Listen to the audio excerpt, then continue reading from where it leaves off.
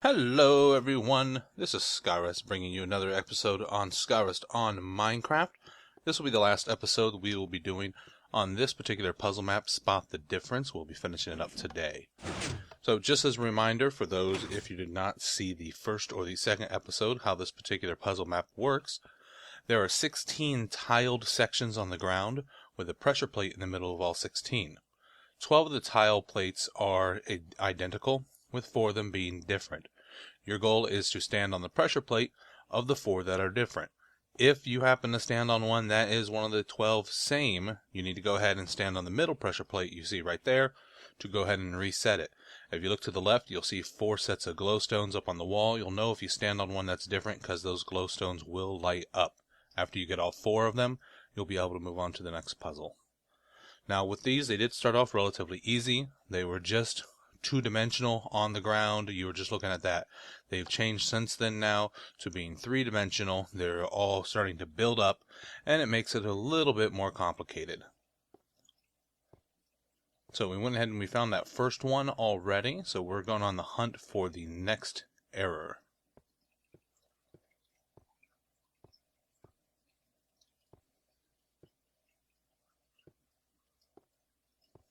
Overall, I'd have to say I definitely have enjoyed this particular puzzle map.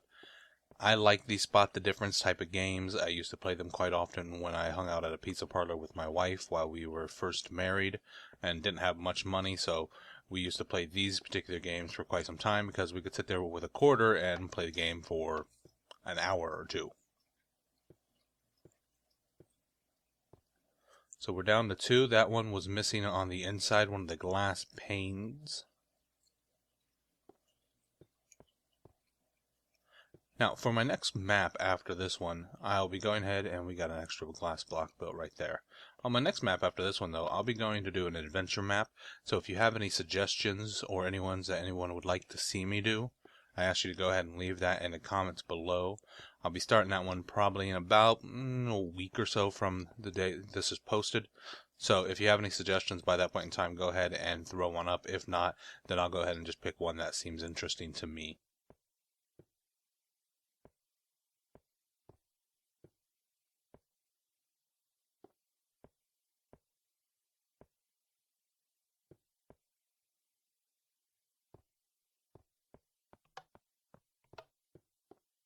And that will give us all 4, so we can go ahead and move on. I didn't have nearly as much trouble with these last maps as I did with the one I just finished before this one, the one at the end of episode 2. Didn't have nearly as much of difficulty at that point in time. That particular one, that one kicked my butt for quite some time, and like I said, I haven't gone back to even look at it yet again, so I still don't know what the difference was. I'll have to go back and actually take a look at it and see if I can't figure it out here sometime. Otherwise, it's going to drive me up a wall. Just been a bit too busy to go ahead and take care of that.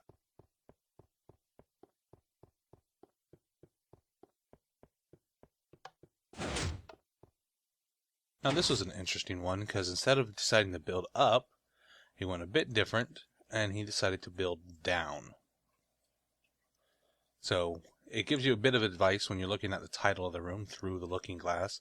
What we'll need to do is actually go through and do exactly that. Look down through the glass of each one of these tile sets, and they follow a color pattern. So we're going to have to go and find out which ones do not follow that color pattern. And I just kept saying it in my head over and over again. Actually, I kept saying it aloud over and over again because I wasn't recording when I was doing it. Trying to make sure I remembered this is the pattern, this is the pattern, this is the pattern.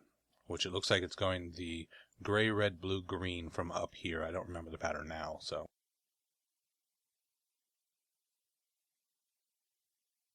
Now, I didn't realize at first that's what it was referring to. I kept looking at the general design, not at the idea of looking down through the glass. Because of that, I spent some time up top looking over it until I came down here and realized that that is completely pointless. So it's like a gray, pink, blue, and then green.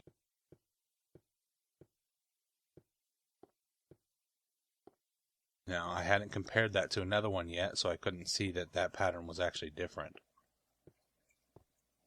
Now we see that we have a difference in pattern, but we have to compare it to a third one to see what the correct pattern is, on which the correct pattern is now the gray, pink, blue, green.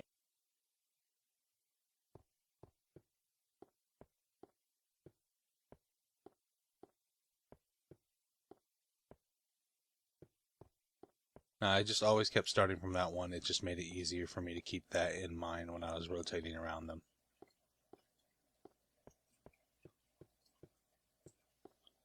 Well, that's definitely not our blue one, so we trigger that one, and we got 2 down already.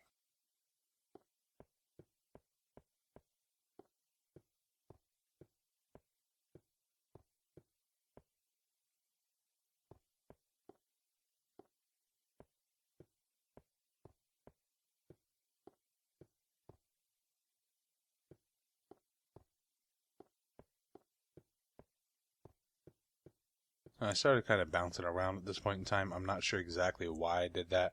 That was against my own rule at one point in time, was you don't jump around which puzzles you're doing and things of that nature. Follow the pattern.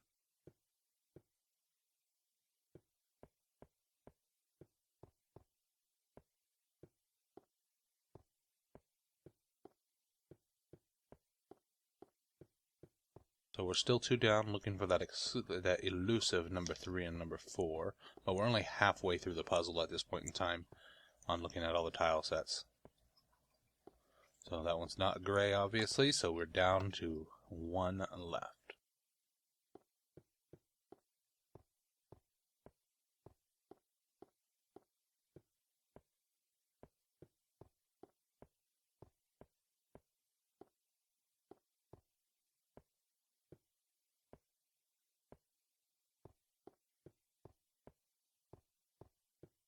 And that's not green. And we get all 4 of them. Door will open. Voila. Now the change in pace with the building down instead of building up was definitely a nice change. You could do some fun things with that later on if you so desired. You can definitely add a little bit more elements into that than just the color changing, but it was definitely an interesting change in pace.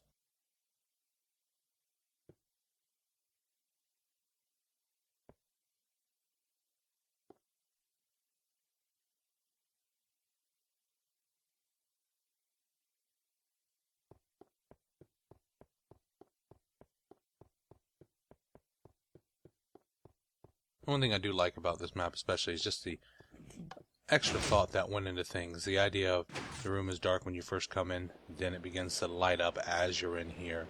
And then adding a little commentary in between each one of them with our GLaDOS-like protagonist, or antagonist. Didn't really need to add those in, but he did anyway, and I do like that one. So now we're in what I will refer to as the school brick, or schoolhouse section.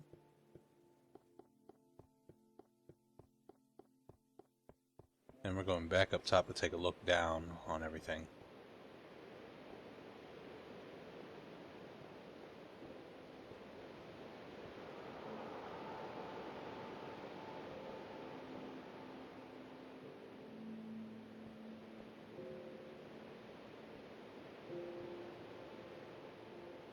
Now, I would have preferred it if this music would have stayed throughout the entire game, but it only seems to crop up in certain sections. So it does tend to make it a little bit dull at sections if you're not listening to anything else on the side, and if you ever happen to be recording, you're not listening to anything else on the side. Otherwise, you're going to pick up that recording as well, and that's no good.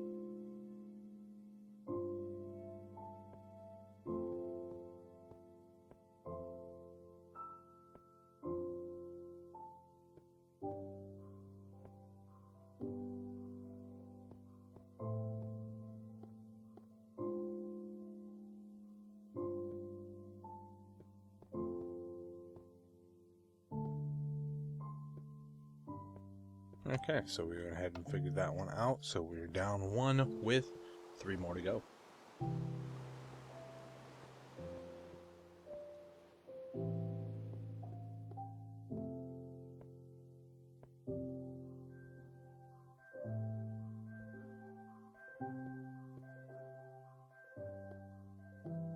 All the red bricks begin to start to bleed into each other after a little while.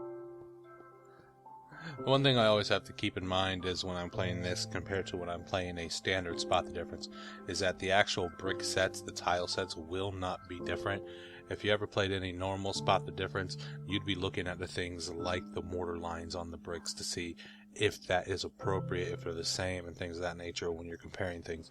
But got to keep in mind with Minecraft, you can't really change the mortar lines, at least not with a standard texture pack. I'm sure somebody out there could make a simple texture pack that would change that up, but that would definitely make this far, far, far more difficult, almost to the point of impossibility at times.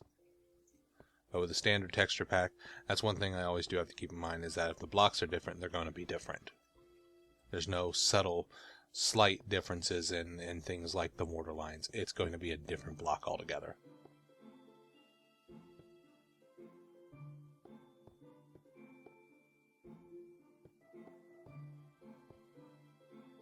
Little hollowed out brick there on top.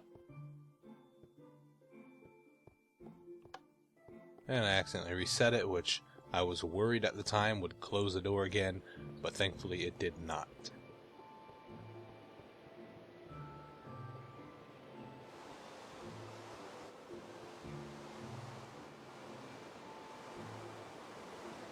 And folks, that would have been the last map on this particular one.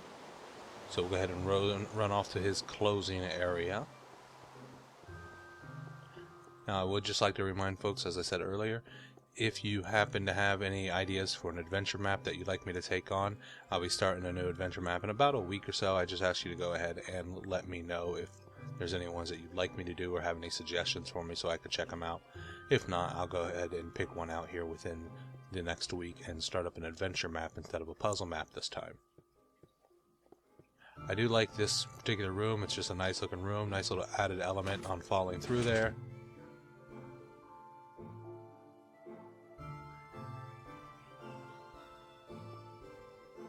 And it's nice to see he decided to do one thing that is different than what a lot of people are starting to do right now, where a lot of people are starting to get to the point where they like to blow up the end of their maps and generally blow you up. And it was funny the first time or so, but now it's just kind of getting a little bit overdone, is a good way to put it. Now, I do like this particular part. If you happen to have any interest in helping out, you can go ahead and make a design right here on your own so he's able to see it. He does build this map on his own, but he's willing to let people have a little bit of, input if they so desire. So I do want to thank Lucky's, aka the Duo Craft. You can find him on YouTube that way, or you'll find the link to his forums below, for creating this map. If you folks would do me a favor, go ahead and like and favorite, and go ahead and subscribe to the channel. Otherwise, everyone, I will see you next time.